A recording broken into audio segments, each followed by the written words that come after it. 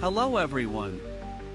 Today we're covering a major development in Tibetan Buddhism and global politics, the Dalai Lama's newly announced succession plan and the escalating dispute with China.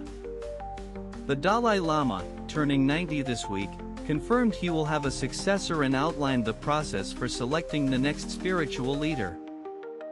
He stated that only the Gaten Phodrang Trust, which he founded, has the sole authority to identify and proclaim his reincarnation. The Dalai Lama emphasized that his successor could be of any gender or nationality, and would be reborn in a free world. He insisted the process must follow traditional Tibetan Buddhist practices, without interference from the Chinese government. This announcement comes as China has long claimed the right to approve all reincarnations of Tibetan Buddhist leaders, including the Dalai Lama. Beijing immediately rejected the Dalai Lama's plan, insisting that succession must follow Chinese law and the Golden Urn process. Chinese officials argue that the government must approve any new Dalai Lama, citing their 2007 regulations on the management of reincarnations.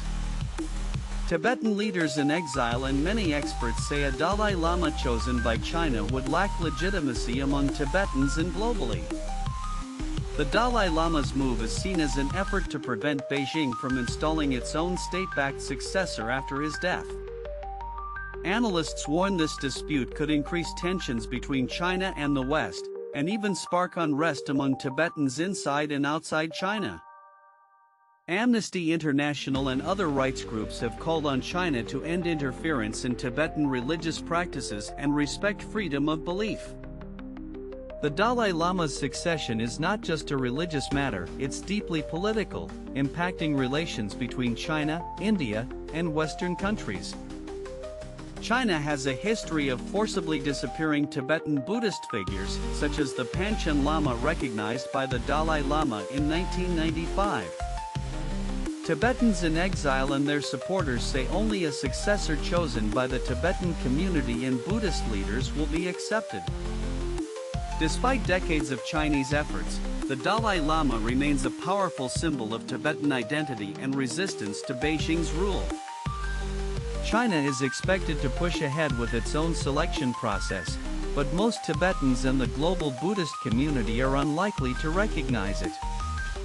The Dalai Lama's announcement ends years of uncertainty and sets the stage for a possible showdown over the future of Tibetan Buddhism. Observers say the coming years could see two rival Dalai Lamas, one recognized by Tibetans, another by China, deepening the conflict.